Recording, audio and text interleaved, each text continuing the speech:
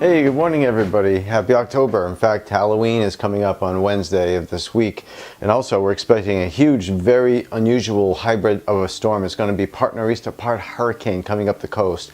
And they say it could be very interesting, especially according to my brother, the meteorologist, Andre Bernier from Channel 8 in Cleveland. He's keeping me updated on to the severity of the storm and what we should be doing. Thanks, Andre.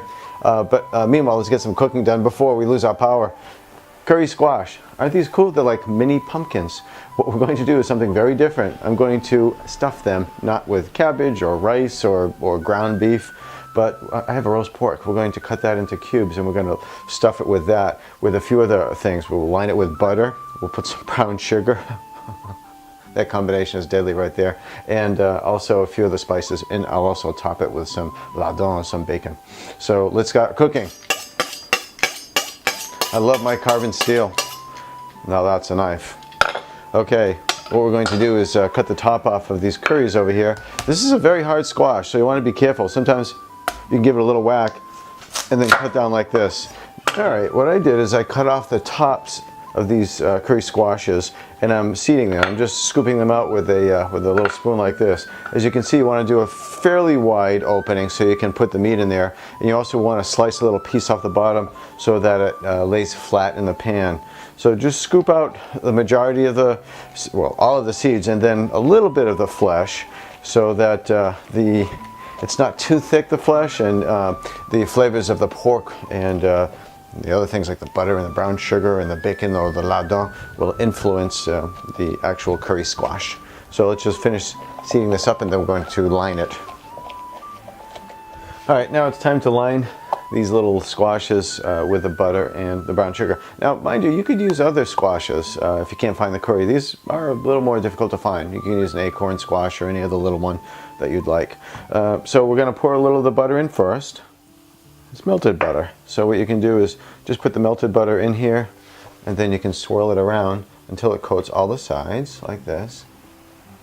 And then we're going to put some of the brown sugar inside like that. And then just rub it all in so that it's all over the sides, the bottom, and lines it very nicely like that. See how that beautiful color inside? I have my little squashes all lined up. They look really nice inside. They're lined beautifully with the butter and the brown sugar. This is bacon. It's uncured bacon over here. There's no nitrates. I love that part, and it's smoked over applewood. This is called ends and pieces. You can get it a little bit cheaper because it's not complete. Sometimes they're thick slices like this or smaller slices. You can't go wrong with that, and it's a third of the price. So why not go with that? Anyway, always use the uncured because those nitrates, they're pretty nasty. They're proven to be carcinogenic.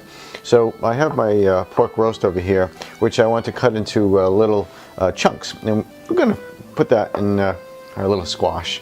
And you want to do it in about 1-inch sections. Try to make sure that they are fairly well marbled. You do want a little bit of fat in here. That's how they get nice and tender. That's how they cook and infuse flavors into this entire recipe. So if it's too lean, it's no good. Lean is good, but not in this circumstance over here. You actually need it for the recipe. So we're cutting this up once again to little chunks, and then let's fill our squash. All right, a little 1-inch chunks over here. I'm going to put it right inside the pumpkin, and I'm going to layer it with the bacon. I cut it kind of thick as well. Let's put a little bit more pork in there first. And we'll put a few chunks of bacon right inside, like that. It gives it nice layers of flavor.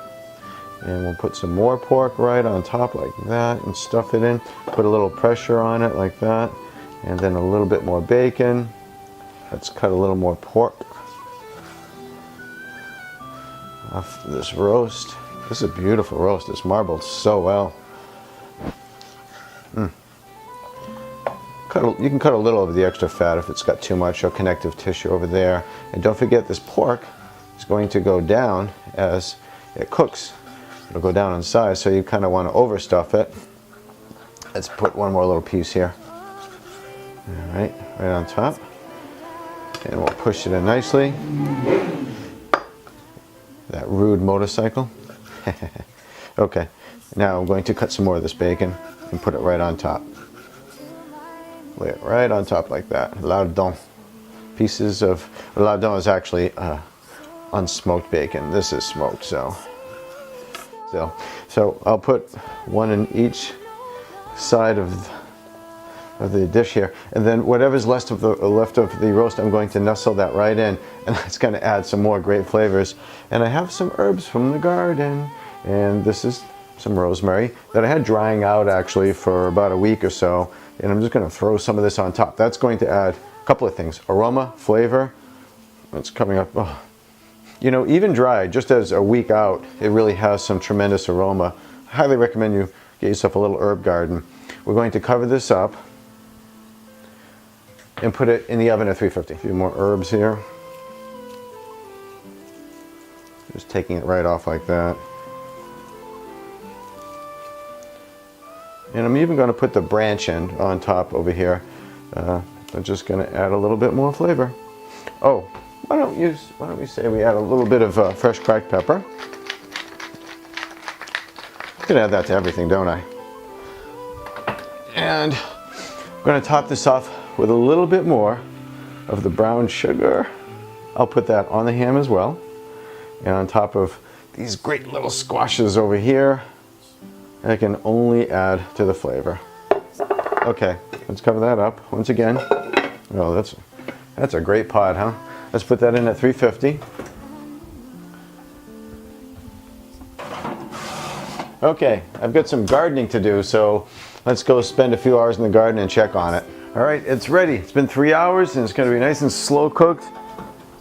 And it smells like heaven in here. My goodness. So let's uncover this beautiful dish over here. Look at that. My goodness, look at the colors. And so you have the slow roasted pork, you have the lardon or the bacon in between to give it a little extra flavor. You have the brown sugar, the butter, and the juices from the ham in the center of this. And everything put together makes this for an amazing feast. So you can use as many of these as you'd like in a larger dish. You could put 4, you could do 2. This is going to feed 4 people, honestly. So, but try this recipe, very simple. You put it in one pot and you walk away for 3 hours. Don't forget to cook in the kitchen with your family and your friends and make memories that will last a lifetime. Bon appétit. C'est si bon.